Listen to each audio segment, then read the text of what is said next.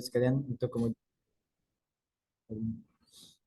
Baik, Bapak Ibu sekalian, terutama teman-teman yang ada di Cikarang Pusat, untuk Ikhwannya, sedikit kami informasikan bahwa nobarnya ada di lantai 3 Ruko Iskariman dan awatnya ada di HO gitu ya. Dan teman-teman di project silakan untuk bisa open cam terlebih dahulu untuk bisa menyimak materi pada kesempatan pagi kali ini. Dan jika ada silakan ditulis di kolom chat atau bisa bertanya secara langsung juga nih. Mangga silakan gitu ya. Atau pertanyaan pekan lalu masih belum sempat dijawab atau mungkin kurang waktu dan sebagainya, insya Allah bisa ditanyakan pada kesempatan hari kali ini ya. Mangga. Baik, tidak panjang lebar mungkin dari saya Bapak Ibu, kita udah persiapkan diri untuk bisa menimba ilmu sebagai bentuk kehadiran. Mangga disiapkan catatannya dan kami serahkan langsung kepada guru kita yaitu Ustadz Dwi Condro Triyono. Kepada beliau kami persilakan. Mangga Ustadz. Baik, terima kasih. Assalamualaikum warahmatullahi wabarakatuh. Waalaikumsalam warahmatullahi Waalaikumsalam warahmatullahi wabarakatuh. Alhamdulillahirabbil alamin. Salatu wassalamu ala asrofil anbiya'i wal mursalin. Sayyidina wa maulana Muhammadin wa ala alihi wa sahbihi ajmain. Amma ba'd. Bapak Ibu dan saudara-saudara sekalian yang dirahmati Allah, alhamdulillah kita bisa bertemu kembali untuk melanjutkan materi kita. Kita sudah sampai ke puncak materi, yaitu menjawab pertanyaan apa sebenarnya tujuan hidup manusia yang pasti benar. Nah, pertemuan-pertemuan sebelumnya itu adalah dalam rangka mencari jawaban yang pasti. Hidup di dunia ini untuk apa? Kita lahir ke dunia itu untuk apa? Apa tujuan sebenarnya dari pencipta menciptakan manusia? Disinilah jawaban yang pasti benar, kita harus membuka Al-Quran. Nah, kita langsung masuk ke materi.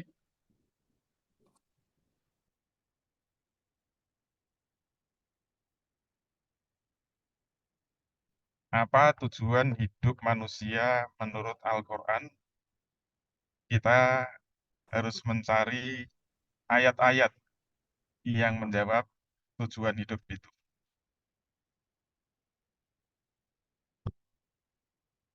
Apa tujuan menciptakan manusia?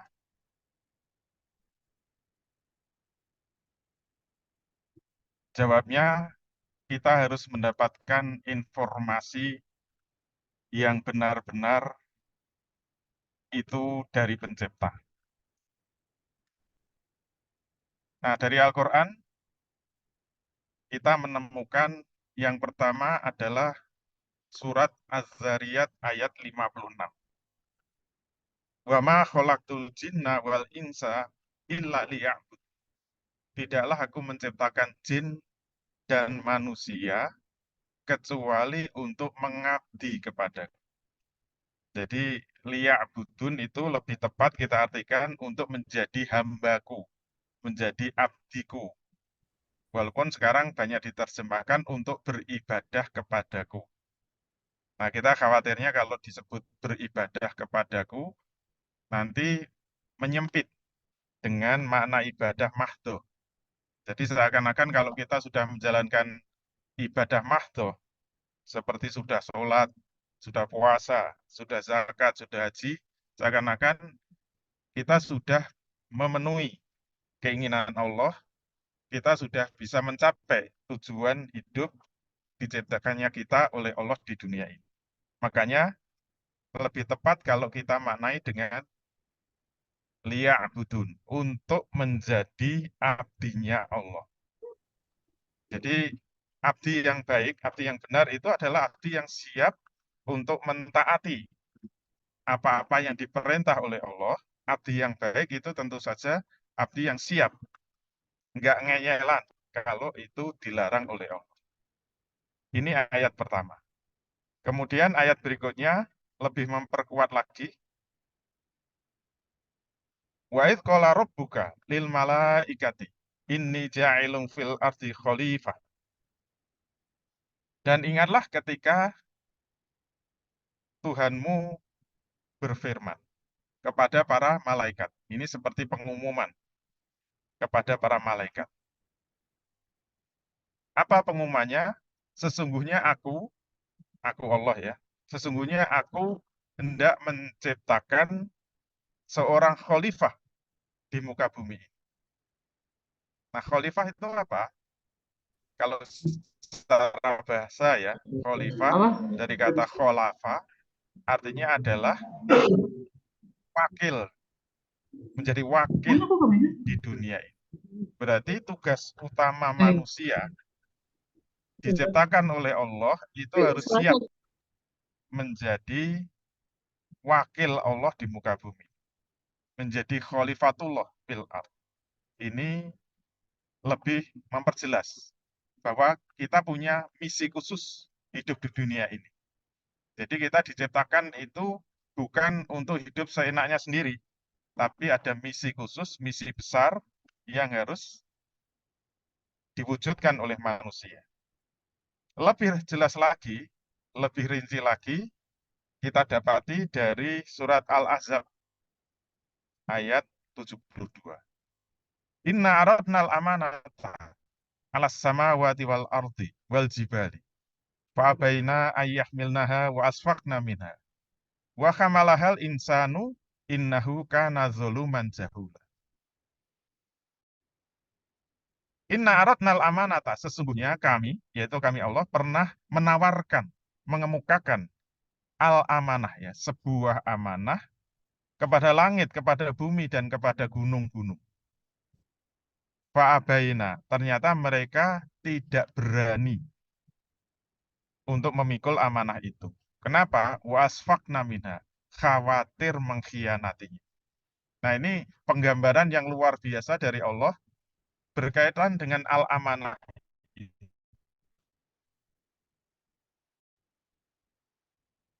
Untuk menggambarkan betapa beratnya al-amanah itu, digambarkan langit, bumi, gunung yang sangat besar dibanding dengan manusia saja tidak berani memikul amanat itu. Nah, ini penggambaran betapa besarnya amanah yang ditawarkan oleh Allah. Fahamal hal insanu, kemudian amanah itu diemban oleh manusia. Manusia yang kecil mungil ini setuju nggak setuju, mau tidak mau harus mengemban amanah itu. Nah, ini untuk menggambarkan bahwa tugas besar yang harus dipikul oleh manusia di muka bumi ini adalah memikul amanah itu. Makanya Allah menutup ayat ini dengan innahu kana zuluman jahula. Sesungguhnya manusia itu adalah makhluk yang sangat zalim dan sangat bodoh. Kenapa manusia dikasih predikat seperti itu oleh Allah? Karena sudah tahu dia itu lemah, sudah tahu dia kecil, tapi nggak pernah sungguh-sungguh. Nggak pernah serius untuk memikul amanah itu. Makanya disebut dengan sangat zalim dan sangat bodoh. Ini sebagai peringatan bagi kita semua bahwa setuju nggak setuju, semua manusia yang lahir ke dunia ini dibebani oleh Allah untuk mengemban amanah. Nah, kalau kita lihat tafsirnya, al-amanah itu apa? Tidak lain adalah al-Islam atau dinul Islam. Oleh karena itu, sekarang pertanyaannya, kalau kita ingin sukses hidup di dunia ini, bagaimana caranya menjadi khalifatullah dan Abdullah yang baik dan benar di muka bumi? Maka ukurannya apa? Ukurannya adalah al-amanah tadi. Seorang abdi, seorang pegawai, seorang karyawan disebut dia itu benar-benar sukses dalam menjalankan tugasnya. Ukurannya apa? Ukurannya dengan tugas-tugas yang diberikan. Jadi kalau kita punya anak buah, kita punya pegawai, punya karyawan, mana yang patut mendapatkan penghargaan, mana yang patut mendapatkan hukuman. Ukurannya apa? Ukurannya pasti tugas-tugas yang sudah dibebankan, amanah-amanah yang sudah dibebankan. Kalau tugas amanah yang dibebankan itu benar-benar serius dia pikul, serius dia emban, maka kita bisa menyebut dia adalah karyawan teladan yang patut mendapatkan penghargaan. Oleh karena itu, di hadapan Allah Subhanahu wa taala sebagai pencipta kita, kalau kita ingin sukses dalam hidup ini, maka kita harus tahu tugas kita hidup di dunia itu apa saja. Amanah yang sudah dibebankan kepada kita itu apa saja. Nah, ternyata ulama sudah membantu kita. Tugas-tugas kita di dunia ini dicakup dalam cakupan syariat Islam, ada 3 dimensi ya. Dimensi 1 itu tugas manusia ketika harus berinteraksi, berhubungan dengan penciptanya, Allah Subhanahu wa taala. Jadi ketika kita ingin mengabdi kepada Allah, ingin menyembah kepada Allah,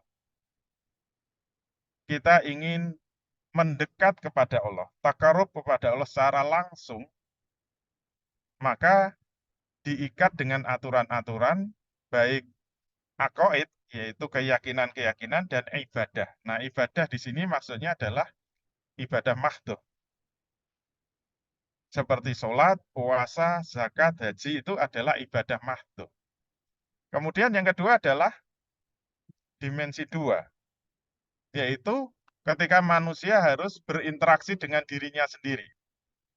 Ternyata untuk mengatur dirinya sendiri itu juga diatur oleh syariat Islam. Seperti ketika kita mau makan, apa makanan yang boleh kita makan dan yang tidak boleh. Minuman, pakaian, bagaimana batas-batas aurat dalam berpakaian. Akhlak. Nah, itu termasuk dimensi 2. Kemudian yang paling banyak itu dimensi 3, yaitu ketika manusia ingin berhubungan dengan manusia lain. Nah, ketika manusia dalam bermasyarakat dan bernegara ingin mengangkat seorang pemimpin, itu diatur dalam sistem pemerintahan Islam. Siapa yang berhak menjadi seorang pemimpin? Syarat-syaratnya apa? Siapa yang boleh dan siapa yang tidak boleh? Itu diatur oleh syariat Islam. Tidak sembarangan orang boleh jadi pemimpin. Yang kedua, sistem ekonomi.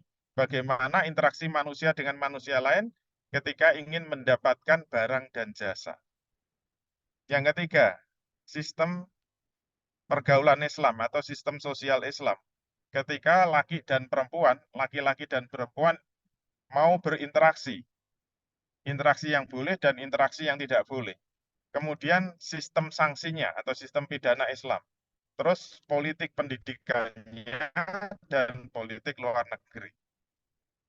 Itulah cakupan amanah yang sudah dipikulkan ke pundak semua manusia. Dan ini akan dimintai pertanggungjawaban. Semua harus dipikul, semua harus diamalkan. Kita tidak boleh pilih-pilih, kita tidak boleh seperti datang ke prasmanan ya. Mana yang enak kita ambil, mana yang enggak enak kita tinggalkan. Karena ini diancam oleh Allah dalam surat Al-Baqarah 85. Afatu'minu nabi ba'dil kitab wa takfuru nabi ba'd. Apakah kamu ingin beriman kepada sebagian isi kitab Al-Quran dan ingkar kepada sebagian isi kitab Al-Quran yang lain? Ini pertanyaan dari Allah. Apakah kamu akan mengamalkan isi Quran yang kamu anggap enak-enak saja? Dan kamu akan meninggalkan isi Al-Quran yang kamu anggap nggak enak, yang kamu anggap keras, yang kamu anggap berat, yang kamu anggap radikal? Ini pertanyaan dari Allah. Karena ini pertanyaan retoris, jadi nggak perlu dijawab. Karena dijawab sendiri oleh Allah. Fama jaza'u may yaf'alu dzalika minkum illa khizyun fil hayati dunya. Maka tidaklah akan dibalas orang-orang yang berbuat seperti itu di antara kamu, kecuali akan nista kehidupannya di dunia. Jadi kalau orang Islam itu setengah-setengah dalam menjalankan Al-Quran, hidupnya pasti nista. Kalau miskin ya dia nista, teraniaya, tertindas. Kalau kaya raya ya kaya raya yang nista. Kenapa? Karena hartanya itu harta yang tidak halal. Hidupnya akan tetap sengsara. Itu di dunia. Nista, tertindas, terjajah, terinjak-injak. Itu nista. Kalau cuma nista di dunia masih lumayan. Kelanjutannya apa? Wa yaumal qiyamati yuraduna ila asyadil azab. Dan besok di hari kiamat mereka akan dikembalikan kepada siksa yang sangat pedih. Maksudnya apa? Tetap masuk neraka. Wa ma'allahu bighafilin amma ta'malu. Dan Allah tidak akan lengah sedikit pun terhadap apa-apa yang kamu kerjakan selama hidup di dunia. Jadi tidak boleh setengah-setengah. Maka yang tanya, seluruh syariat ini sudah diamalkan semua atau belum? Alhamdulillah sudah diamalkan oleh umat Islam. Walaupun sebagian besar masih belum mengamalkan. Sekarang yang tidak puasa masih banyak. Kemarin saya ke bengkel mobil itu, sampingnya ada warung, itu banyak orang makan siang-siang santai aja ya. Dan wajahnya wajah orang Jawa, yang insya Allah Muslim. Yang belum sholat juga masih banyak, tapi dimensi 1 sudah diamalkan. Dimensi 2, alhamdulillah sudah diamalkan oleh umat Islam. Walaupun sebagian besar masih meninggalkan. Makanan, minuman, masih suka mabuk-mabukan, masih suka makan daging babi, daging anjing, masih belum menutup aurat, itu dimensi 2. Tapi bisa diamalkan. Nah, bagaimana dimensi 3? Ternyata dimensi 3 ini tidak dapat diamalkan oleh umat Islam. Tidak dapat diamalkan oleh umat Islam. Bukan karena tidak mau mengamalkan, tapi tidak dapat diamalkan oleh umat Islam. Mengapa? Nah, dimensi 3 ini agak unik, agak aneh. Nah, untuk mengetahui kita bisa perbandingkan pengamalan ayat dimensi 1 dan ayat dimensi 3. Al-Baqarah 183 ini ayat dimensi 1. Ya ayyuhalladzina amanu kutiba alaikumusyiyamu kama kutiba alal ladzina min qablikum la'allakum tattaqun.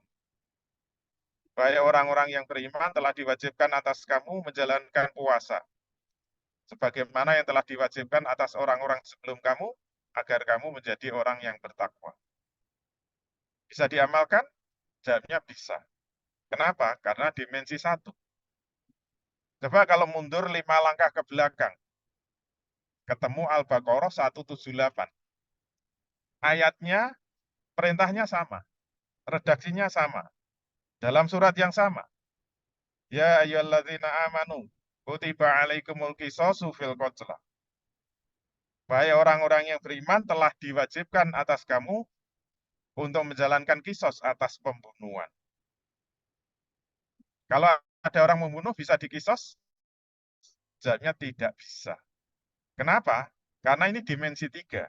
Dimensi 3 kebanyakan pengamalannya di tangan negara. Berarti untuk bisa mengamalkan dimensi 3 banyak membutuhkan peran negara. Nah, pertanyaannya apakah negara itu wajib ada dalam Islam? Jawabnya wajib ada. Dari mana perintahnya? Ya ayyuhalladzina amanu atiullaha wa atu rasulah walil amri minkum. Wahai orang-orang yang beriman, taatlah kepada Allah, taatlah kepada Rasul, taatlah kepada ulil amri. Nah, di sini ada istilah usul fikih dalalatul iktidok ya. Konsekuensi logis. Jadi kalau kita suruh mentaati Allah, konsekuensi logisnya Allahnya harus ada. Kalau mentaati Rasul, Rasulnya harus ada. Kalau disuruh mentaati ulil amri, berarti ulil amrinya harus ada. Namanya dalalatul iqtidah. Nah, sekarang pertanyaannya yang disebut ulil amri itu siapa? Ternyata nggak semua orang pemimpin, nggak semua pemimpin disebut ulil amri. Penjelasannya ada pada Al-Maidah 48. Fahkum bainahum bima anzalallah wala tattabi ahwa'ahum amma ja'aka minal haq. Fahkum bainahum. Ini perintah untuk ulil amri. Putuskanlah hukum di antara manusia. Nah, ciri-ciri dimensi 3 itu apa? Antara manusia yang satu dengan manusia yang lain. Bainahum. Kalau ada masalah, ada perkara, ada konflik yang harus diputuskan atau yang harus diatur, perintahnya apa? Fahkum bainahum. Putuskanlah hukum di antara mereka bima anzalallah. Ma-nya ini menunjukkan ma lafat umum. Bima anzalallah maknanya apa? Dengan semua yang sudah diturunkan oleh Allah. Kemudian ayat ini ada takkidnya, ada penguatnya. Di samping diperintahkan ada larangannya, yaitu wala tattabi ahwa'ahum. Dan janganlah kamu mengikuti hawa nafsu mereka. Nah, kalau mereka itu sekarang siapa? Mohon maaf ya, mereka sekarang itu anggota DPR. Yaitu yang membuat aturan atau hukum yang tidak berasal dari yang diturunkan oleh Allah berarti membuat hukum mengikuti hawa nafsunya. Amma ja'aka minal haq, sehingga meninggalkan kebenaran yang sudah turun kepada. Ini perintah khusus langsung kepada pemimpin atau ulil amri. Oleh karena itu, tidak boleh disebut ulil amri kalau tidak mau menjalankan apa yang sudah diturunkan oleh Allah. Nah, sekarang pertanyaannya, bagaimana kalau ulil amrinya tidak mau mengamalkan? Wah, ini gimana? Jawabnya, Masya Allah, ketemu ini ya. Akan bertemu dengan dosa investasi. Tui, dun. Makhluk apa dosa investasi? Nah, seperti namanya, investasi itu tugasnya apa? Menanamkan modal, tapi nggak ikut kerja. Itu namanya investasi. Yang kerja duitnya. Kalau duitnya kerja dapat keuntungan, orangnya cukup diam saja dikirimi keuntungan. Tapi kalau investasinya rugi, dia dikirimi kerugian. Nah, seluruh orang Islam itu investor. Setuju nggak setuju, semua orang Islam itu investor. Cukup diam saja, bisa dikirimi pahala. Cukup diam saja, bisa dikirimi dosa. Pahala apa? Pahala investasi. Dulu sudah pernah kita bahas. Dosa apa? Dosa investasi. Apa benar ada dosa investasi? Oh, banyak. Sampai satu buku sendiri. Contoh yang sederhana apa? Kalau ada orang meninggal, kemudian jenazahnya tidak diurus, siapa yang berdosa?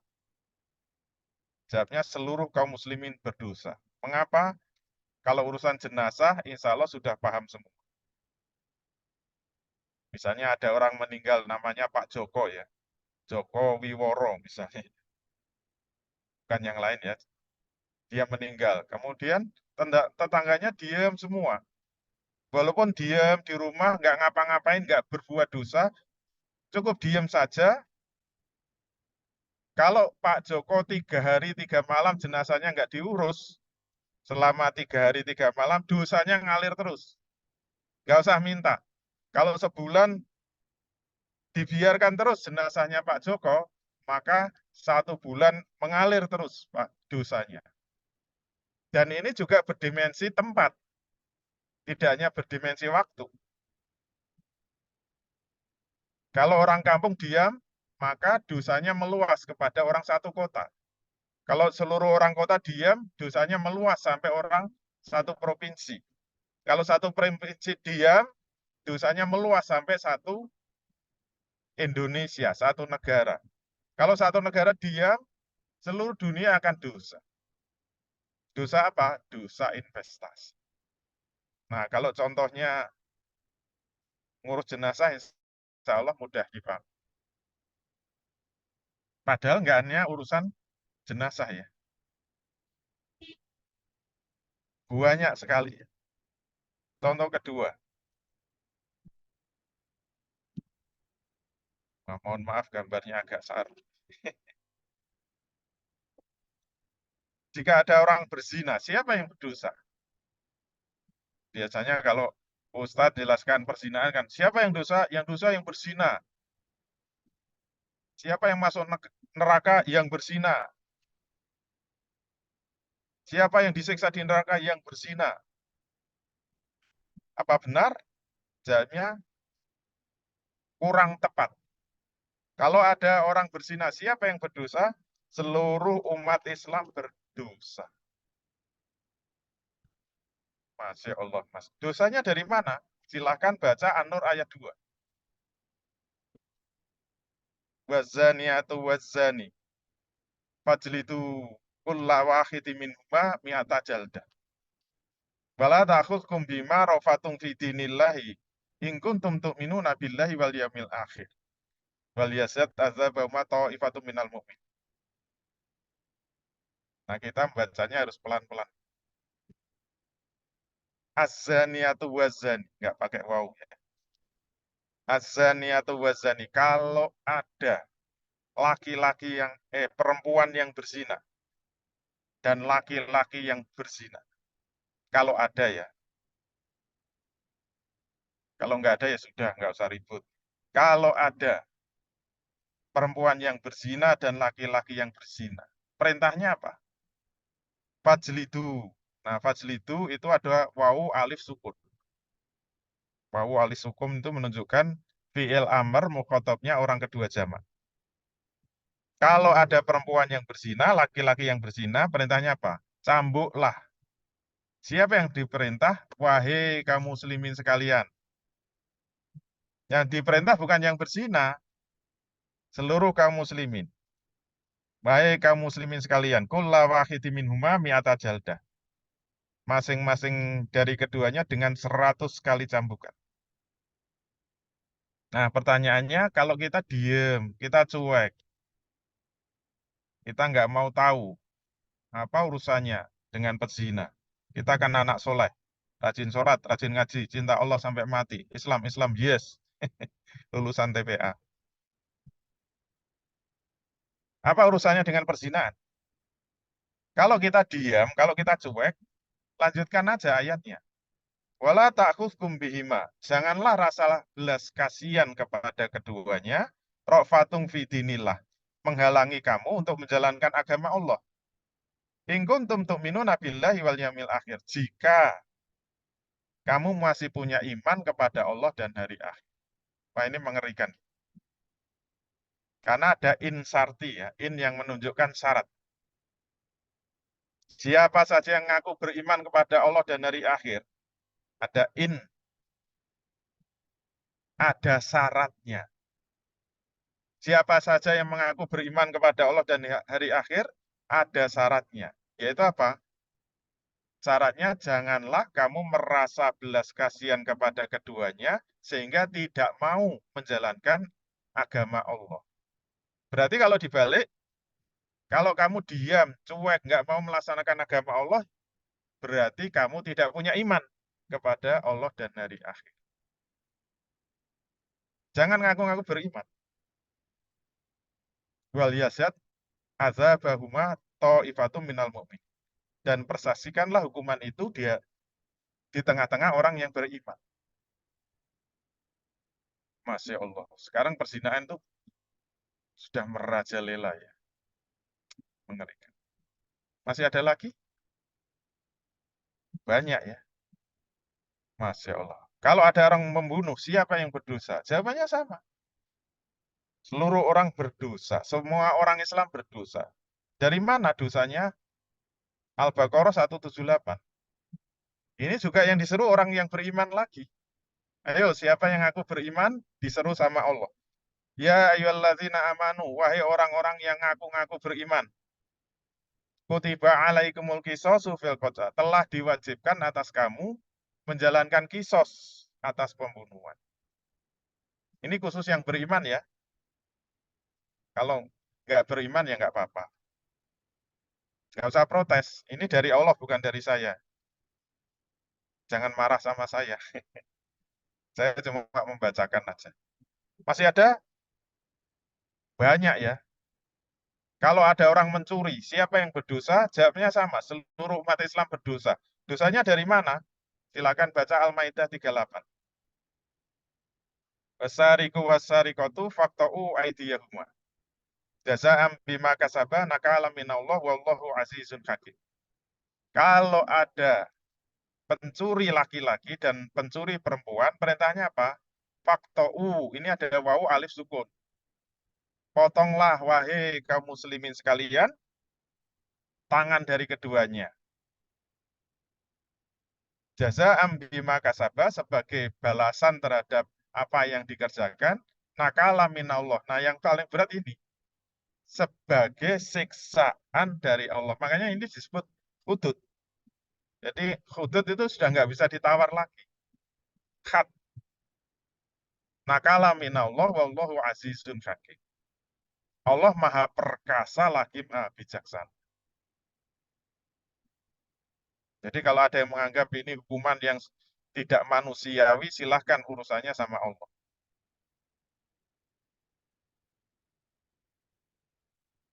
Masih ada lagi? Nah, itu sudah saya tulis dalam buku saya ya. Saya loncati saja. Kepada sesuatu yang nggak pernah kita pikirkan. Kalau di dunia ini banyak orang kafir, siapa yang berdosa? Biasanya kita nggak mau mikir. Udahlah urusan kafir-kafir musana. Saya kan anak soleh, rajin sholat, rajin ngaji, cinta Allah sampai mati. Islam-Islam yes, kafir-kafir no. Tepuk anak soleh. Siapa yang berdosa? Tuh. Jawabnya sama. Seluruh umat Islam berdosa. Dari mana? Silakan baca At-Taubah 29 dan 39. Qatilu. Nah, ini langsung wawu alif sukun. Qatilu, perangilah wahai kaum muslimin sekalian. Alladzina la yu'minuna billahi wala bil yaumil akhir. Orang-orang yang tidak mau beriman kepada Allah dan hari akhir. Wala yuharrimuna ma harramallahu wa rasuluh. Orang-orang yang tidak mau mengharamkan apa yang diharamkan Allah dan Rasulnya. Wala yadinuna dinal hakim minallazina utul kitabah. Orang-orang yang tidak mau beragama dengan agama yang hak, yaitu agama Islam dari kalangan ahli kitab, yaitu orang Yahudi dan Nasrani. Tidak mau masuk Islam. Kata yu'tul jizyata sampai mereka mau membayar jizyah. Aidi wa musawhirun. Dalam keadaan tunduk dan patuh. Nah, pertanyaannya sama. Kalau kita diam, kalau kita cuek, itu memangnya kenapa? Ancamannya berat. Illa tangfiru, illanya ini sebenarnya gabungan dari inlam. Jika kamu tidak mau pergi berperang, tidak mau menjalankan dakwah dengan jihad, yu'adzibkum azaban alima. Pasti Allah akan mengazab kamu dengan azab yang sangat pedih. Nah, sekarang tidak ada negara yang mengemban dakwah dengan jihad. Sehingga jumlah orang yang kafir semakin lama semakin banyak. Penduduk bumi itu sekarang 8 miliar. Yang muslim paling cuma 2 miliar, yang kafir masih 6 miliar. Nah, sekarang nggak ada yang ngurusi, nggak ada yang mendakwai. Karena apa? Negaranya diam. Rakyatnya juga diam. Puncaknya apa? Bagaimana kalau 2 miliar umat Islam ini tidak diatur dengan syariat Islam dalam hidupnya? Siapa yang berdosa? Jawabnya sama. Seluruh umat Islam berdosa. Mengapa? Silahkan baca Al-Maidah 48 dan 44. Perintah untuk mengatur dengan Islam, tadi ayatnya sudah kita baca. Fahkum bainahum bima anzalallah, wala tattabi ahwa'ahum amma ja'aka minal haq. putuskanlah perkara di antara mereka menurut apa yang Allah turunkan. Dan janganlah kamu mengikuti hawa nafsu mereka. Sehingga meninggalkan kebenaran yang sudah datang kepada Mas. Ancamannya apa? Nah, ini yang berat ancaman. Siapa saja. Bima anzalallah faulaika humul kafir. Masya Allah. Siapa saja yang tidak mau memutuskan menurut apa yang Allah turunkan, mereka adalah orang-orang yang kafir. Tidak main-main ya. Tidak main-main. Buya Hamka sampai menafsirkan walaupun orangnya itu sholat, menolak syariat Islam untuk mengatur negaranya itu tetap kalau nggak fasik, zolim, kafir. Kalau dengan iktikad bisa sampai kafir. Walaupun orangnya sholat, kata Buya Hamka. Bisa dicek dalam tafsirnya.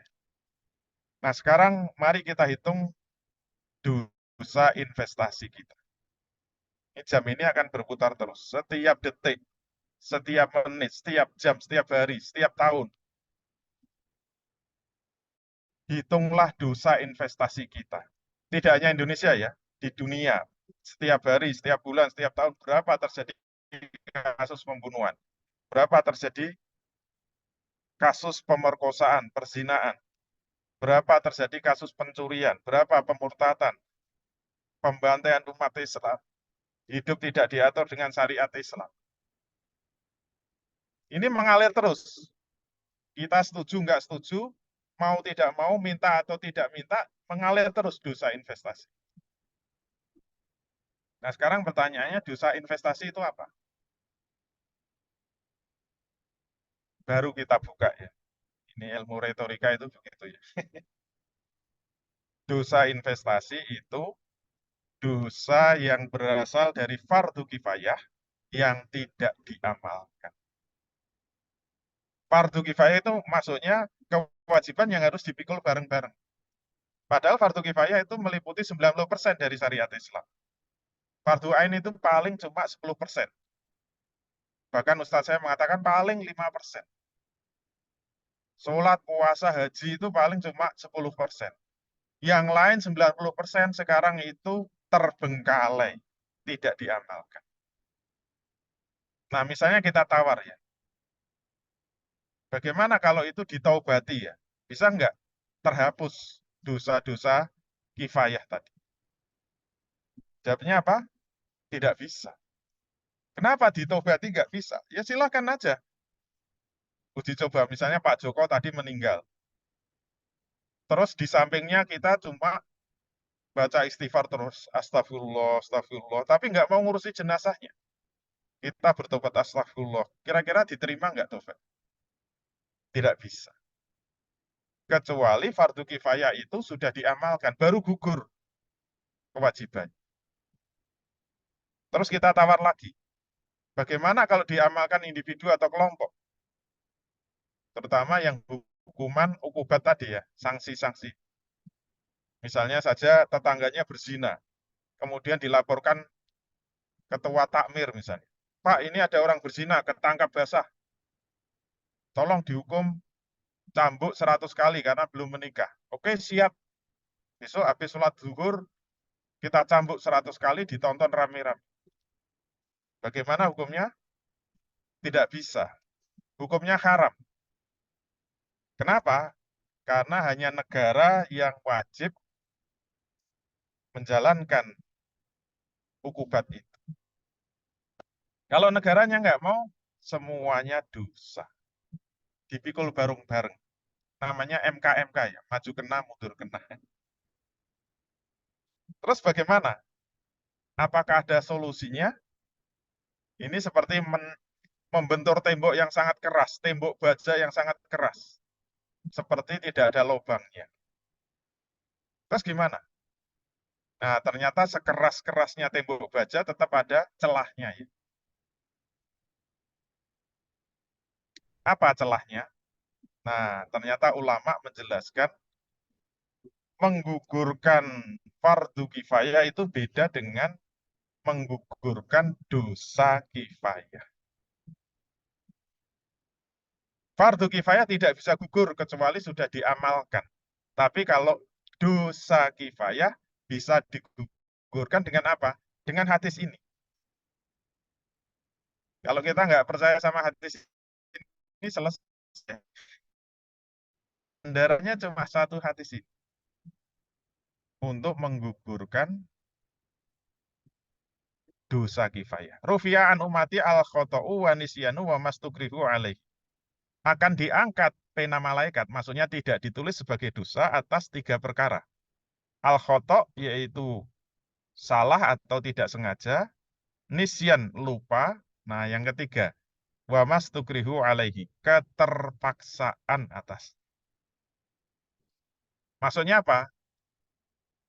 Dosa kifayah bisa gugur kalau sudah ada usaha sungguh-sungguh sampai dia meninggal dunia terpaksa belum tertunaikan. Nah, ini namanya terpaksa. Maka insya Allah dosa-dosanya akan gugur. Berarti kesimpulannya apa? Dosa kifayah itu hanya ditulis kepada umat Islam yang diam, tidak mau berusahanya syariat-syariat Islam, terutama dimensi 3 tadi. Diam, cuek, hanya ngurusi dirinya sendiri, keluarganya sendiri, insya Allah mengalir terus dosa-dosa investasi. Berarti kesimpulannya apa? Berarti wajib ada amalan dakwah yang sungguh-sungguh sampai masuk kategori terpaksa. Nah, syarat dakwah yang sampai terpaksa itu apa? Ada 4. Nah, ini kalau dalam buku saya ini bab terakhir. Kalau 4 ini nggak terpenuhi, maka tidak bisa disebut terpaksa yang bisa menggugurkan dosa kifayah atau dosa investasi. 1, amal dakwahnya wajib berhubungan langsung dengan fardu kifayahnya. Maksudnya apa? Ya berani menyampaikan, tidak hanya kutiba alaikumusiyam, tapi juga berani menyampaikan kutiba alaikumul kisos, berani menyampaikan kutiba alaikumul qital. Jadi harus berani dakwah yang langsung berhubungan dengan fardu kifayah, fardu kifayah, fardu kifayah. Kalau nggak berani ya jangan berharap bisa gugur dosa-dosa kifayahnya. Itu sama saja Pak Joko meninggal dunia.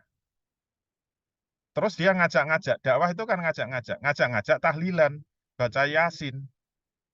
Dapat pahala enggak? Insya Allah dapat. Dapat dosa enggak? Insya Allah dapat. Dosa apa? Dosa kifayah. Karena dakwahnya enggak nyambung dengan kewajibannya. Kalau ada orang meninggal, dakwahnya apa? Harusnya kan ngajak mengurus jenazah.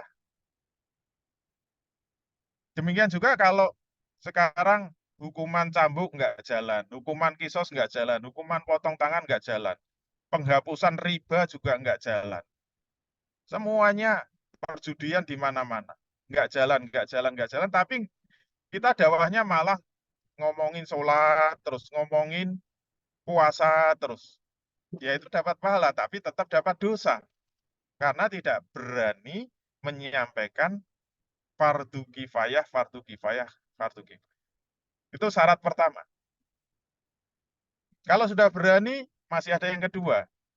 Amalan dakwahnya wajib dilakukan secara berjamaah. Karena sumber masalahnya dari negara. Mendakwai negara wajib berjamaah. Kalau seorang diri nggak akan didengar. Maka terkena kaidah malayatimul wajibu illa bihi fahuwa wajibun. Apa-apa yang tidak sempurna pelaksanaan suatu kewajiban kecuali dengan sesuatu, maka sesuatu itu menjadi wajib hukum. Mendakwai penguasa itu tidak bisa didengar kecuali dengan berjamaah, maka dakwah dengan berjamaah untuk mendakwai penguasa hukumnya menjadi wajib. Itu syarat kedua. Kalau nggak mau berjamaah, ya itu namanya ngaku-ngaku. Nggak bisa disebut terpaksa. Masih ada syarat ketiga. Jamaah dakwahnya harus jamaah siasi atau kutlah siasi. Yaitu apa? Jamaah yang memang fokus dakwahnya itu melakukan amar ma'ruf nahi mungkar kepada penguasa agar penguasa mau melaksanakan syariat Islam. Nah, itu namanya siasah. Sesuai definisi siasah ya. Siasah itu ri'ayatu su'unil ummah dakhilian wa khorijian bil Islam. Siasah itu pengaturan kehidupan umat, kehidupan rakyat, baik dalam negeri maupun luar negeri dengan Islam. Berarti kelompok siasah Islam itu apa? Kelompok siasah yang selalu mendakwai penguasa agar penguasa mau menerapkan syariat Islam. Jadi nggak sembarang kelompok. Karena kelompok itu ada dua, kelompok khorijiyah dan kelompok siyasiyah. Kelompok khorijiyah itu kelompok yang sosial kemasyarakatan. Tugasnya membuat rumah sakit Islam, panti asuhan Islam, sekolah Islam, masjid-masjid, itu namanya khorijiyah. Itu kutlah siyasiyah. Kutlah khorijiyah. Kalau masuk di situ gimana? Ya insya Allah dapat pahala, tapi tetap dapat dosa. Karena tidak pernah mendakwai penguasa agar penguasa mengatur rakyatnya dengan Islam. Jadi masuk kelompok harus pilih-pilih. Yang keempat, kalau sudah masuk kelompok, amal kelompoknya harus tetap mengikuti aturan-aturan yang sudah dibuat oleh pemimpin kelompoknya. Dan harus bersungguh-sungguh berdakwah bersama kelompoknya. Tidak boleh hanya store nama saja. Kalau cuma store nama ya tidak bisa disebut terpaksa. Nah, kalau empat ini sudah kita amalkan, insya Allah kita terpaksa selesai materinya. Assalamualaikum warahmatullahi wabarakatuh. Waalaikumsalam warahmatullahi wabarakatuh. Masya Allah. Jazakallah khair Ustaz atas penjelasan tentang tujuan hidup manusia ya. Tadi kemudian sudah disampaikan dalil-dalilnya tentang penciptaan manusia dan kemudian untuk beribadah dan sebagainya. Kemudian juga diingatkan kembali nih kita terkait dosa investasi dan kemudian jangan lupa juga ada fardu kifayah dan juga ada dosa kifayah yang kemudian dua itu adalah hal yang berbeda ya. Bedanya di mana fardu kifayah nggak bisa kemudian dibatalkan, tapi kalau dosa kifayah sampai kemudian nanti amalan terpaksa tadi. Baik, Bapak Ibu sekalian, jika ada pertanyaan silahkan ditulis di kolom chat ya. Nanti insya Allah kita akan memasuki sesi tanya jawab pada kesempatan hari kali ini, pagi kali ini, maka tentang tujuan hidup manusia. Nah ini juga alhamdulillah sudah masuk satu pertanyaan nih Ustaz kepada kami tentang dalil-dalil yang tadi sempat disampaikan, baik itu surah An-Nisa ayat 59 ya, terkait wa takum minkum ummatun yad'una ilal khair, atau kemudian bukan ya, yang taat kepada ulil amri Ustaz. Nah, itu ayat surah An-Nisa ayat 59. Kemudian juga tadi ada surah Al-Baqarah tentang mungkin tentang potong tangan, kemudian juga kisah dan sebagainya Ustaz. Nah, pertanyaannya adalah setiap Al-Qur'an itu biasanya diturunkan berdasarkan ada suatu peristiwa atau kejadian Ustaz ya. Nah, apakah kemudian surah yang tadi disampaikan tentang taat kepada ulil amri atau kemudian ayat tentang potong tangan, hukum syariat Islam dan sebagainya. Nah, itu kejadiannya apa, Ustaz? Apa yang mendasari ayat tersebut turun hingga kemudian sampai kepada kita yang kemudian kita perlu menjalankan syariat Islam tersebut. Baik itu taat kepada ulil amri maupun kepada syariat Islam tentang hukum-hukumnya. Ya, jadi kalau kita belajar asbabun nuzul, tidak setiap ayat itu ada asbabun nuzulnya.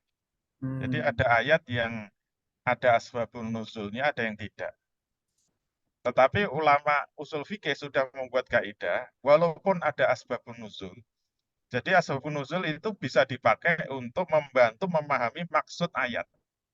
Tetapi asbabun nuzul tidak boleh menjadi ilat. Tidak boleh dijadikan ilat dari pelaksanaan hukum itu. Karena pelaksanaan hukum itu mengikuti ibrohnya. Jadi kaidah yang diberikan ulama, al-ibrah li umumi lafzi la bi khususi sabab. Jadi pelaksanaan dari perintah Allah itu mengikuti ibrohnya. Mengikuti ibroh itu berarti apa yang terkandung di dalam lafadz itu. Tidak terikat dengan sebab-sebab turunnya ayat. Jadi kalau perintahnya bersifat umum, kalau ada pencuri yang namanya as-sarik pakai alif lam itu maknanya umum, semua pencuri. Maka itu berlaku semua pencuri dan berlaku dimanapun juga dan berlaku kapanpun juga. Itu namanya ibroh itu begitu. Oleh karena itu setiap ada pencurian harus dipotong tangan. Tapi ada kaidah lagi. Dalilul am yabqa fi umumihi malam yarid dalilu takhsisi. Dalil yang umum tetap pada keumumannya selama tidak ada dalil yang mengecualikan. Nah, ternyata ada dalil yang mengecualikan yaitu pencuri yang di bawah 1/4 dinar itu tidak boleh dipotong tangan. Jadi yang wajib dipotong tangan itu pencurian di atas 1/4 dinar. Sekarang 1/4 dinar kira-kira 1 juta rupiah. Kalau mencurinya di bawah 1 juta rupiah tidak boleh dipotong tangan. Itu sudah dituntunkan oleh ulama cara mengamalkan Al-Quran dan As-Sunnah. Begitu ya. Allah. Oke, baik Ustaz. Berarti tidak Ini mohon maaf ya, semua saya 10 ayat menit lagi sampai itu ada bandara. asbabun Jadi nuzulnya, enggak. termasuk juga tadi ayat. Oh, ya, siap, Ustaz. Iya, Baik. jadi Berarti tidak semua ayat itu kemudian ada asbabun nuzul, termasuk juga tadi ayat tentang kepada ulil amri, Ustaz ya. iya. Baik, berarti itu menjadi hal umum yang perlu kemudian kita taat. Baik, Ustaz. Baik, selanjutnya ada pertanyaan dari Granada Skypark ya. Waktunya sekitar 9 menit lagi ya. Apakah ketika seorang berzinah dosa seluruh umat muslim? Walaupun kita nggak tahu nih Ustaz, di luar sana ada yang berzinah gitu. Iya, Terus namanya apakah fardu kemudian kifayah dari itu kewajiban yang harus dipikul seluruh kaum muslimin. Walaupun tidak secara sama ya. Nggak sama. Jadi yang paling berat tentu penguasa. Jadi nomor satu nanti dosa yang paling besar itu pemimpin negara. Nomor satu. Nomor dua ya wakilnya. Nomor tiga menteri-menterinya. Nomor empat gubernur. Nomor lima bupati. Nomor enam camat. Nomor tujuh kepala desa. Nah, kalau rakyat itu mungkin dapat kecil-kecil, tapi karena buahnya, jadi karena syariat Islam itu buahnya yang enggak dilaksanakan, ya walaupun kecil-kecil nanti numpuk-numpuk jadi sangat banyak. Makanya Nabi mengatakan, man mata walaisa fi unukihi bai'atun, mata mitatan jahiliyatan. Barang siapa yang mati, sementara di pundaknya tidak ada akad baiat kepada seorang khalifah, maka matinya seperti mati jahiliyah. Mati jahiliyah itu kan mati kafir. Tapi ulama mengatakan seperti mati kafir itu maksudnya dosanya sangat banyak kalau tidak ada khilafah. Karena umat Islam tidak mau mengangkat khalifah gitu. Fardu kifayah tadi kan kebanyakan itu bisa terlaksana kalau ada khalifah. Seperti jihad kalau nggak ada khalifah ya nggak bisa. Jihad yang ofensif ya. Nah seperti itu. Sekali lagi mohon maaf ya, baik. 10 menit lagi saya sampai bandara. Jadi ini Oke, dalam Ustaz. 5 perjalanan menit ini. lagi paling Ustaz ya. Kita Ya, sesi silakan tanya. dimanfaatkan. Oke, siap. Baik, Ustaz. Selanjutnya tentang penerapan syariat Islam, Ustaz. Yang kemudian di tengah-tengah kita, wah kalau misalnya diterapkan syariat Islam secara sempurna, secara kafah, bagaimana kemudian dengan hak asasi manusia yang kemudian ya memberikan kebebasan untuk kemudian dijaga. Karena kita mungkin mayoritas umat Islam ini menjadi takut kalau seandainya syariat Islam itu diterapkan. Kenapa? Karena nanti akan merenggut hak asasi manusia itu sendiri. Entah itu potong tangannya tadi, ataukah cambuknya dan sebagainya. Nah, bagaimana Ustaz kira-kira? Iya, kalau ada pertanyaan tentang HAM ini balik ke akidah lagi. Ini kan harus dijawab dengan sebenarnya tujuan hidup itu apa sih? HAM itu kan buatan manusia. Yang disebut hak asasi manusia itu kan kriteria nilai-nilai yang dibuat manusia. Nah, sekarang baliknya tadi, sebenarnya tujuan hidup itu apa? Hidup itu untuk nuruti manusia apa nuruti Allah Subhanahu wa taala? Kalau masalah ini nggak selesai, balik ke akidah lagi. Jadi kalau kita sudah yakin bahwa pencipta itu ada, maka pertanyaan kedua, tujuan pencipta menciptakan manusia itu apa? Jawabannya untuk menjadi abdinya Allah, bukan abdinya rakyat. Hidup itu bukan untuk mengabdi kepada kedaulatan rakyat. Hidup itu untuk mengabdi kepada kedaulatannya Allah.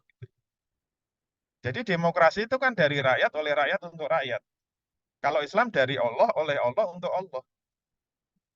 Jadi demokrasi dengan Islam itu bertentangan secara diametral. Demokrasi salah satu turunannya itu memang hak asasi manusia. Oleh karena itu, kita itu mau menjadi abdinya manusia atau abdinya Allah. Ya, kalau pengen masuk surga ya harus nurut sama Allah, jangan nurut sama manusia. Gitu aja. Gitu ya, santai aja, Bro. Siap-siap, jazakallahu Ustaz. Ini juga bisa mengukur nih keimanan kita sejauh mana sih, akidah kita sejauh mana gitu ya. Masihkah kemudian ada benteng dalam diri kita untuk tidak menjalankan syariat Islam? Tapi ingat, syariat Islam tidak bisa dijalankan secara sempurna sebelum adanya institusi itu sendiri ya, atau pemerintahan yang kemudian mengatur tentang hukum-hukuman syariat Islam itu sendiri. Baik Ustaz, sebagai penutup mungkin ada hal yang mau disampaikan sebelum sampai ke bandara gitu. Pada kajian pada Baik, kesempatan Alhamdulillah, pagi mohon kali ini. maaf, tidak bisa sampai jam 10 ya. Eh, Ya. materi ini adalah puncak dari akidah ya. Jadi kita sudah tahu hidup itu untuk apa. Terus setelah mati akan kemana. Itu semua sudah dijawab dari Al-Quran. Oleh karena itu, kalau kita sudah tahu tujuan hidup, seharusnya manusia itu bangkit. Melihat dunia itu secara berbeda. Melihat dunia itu harus dengan sudut pandang apa yang diinginkan Allah, bukan apa yang diinginkan manusia. Kalau kita masih mandang dunia ini dengan sudut pandang nafsu kita, berarti akidahnya belum benar. Jadi yang disebut akidahnya sudah beres, kalau sudut pandang kita terhadap dunia ini sudah benar. Hidup di dunia itu untuk mengabdi kepada Allah, supaya di akhirat kita masuk surga. Intinya begitu. Nah, untuk materi selanjutnya, kita akan masuk kepada akidah yang spesial, yaitu qadha dan qadar. Ini paling sulit dan yang menimbulkan perpecahan di kalangan umat Islam itu masalah qadha dan qadar harus kita selesaikan. Demikian dari kami, terima kasih atas perhatian, mohon maaf. Walafu minkum billahi taufiq wal hidayah. Assalamualaikum warahmatullahi wabarakatuh. Waalaikumsalam warahmatullahi wabarakatuh. Baik, jazakallah khair Ustaz atas materi yang disampaikan pada kesempatan pagi kali ini. Mudah-mudahan menjadi pahala terbaik di sisi Allah Subhanahu wa taala. Kita doakan juga teman-teman sekalian, mudah-mudahan guru kita Ustaz Dwi Chandra yang sedang safar ya, melakukan perjalanan.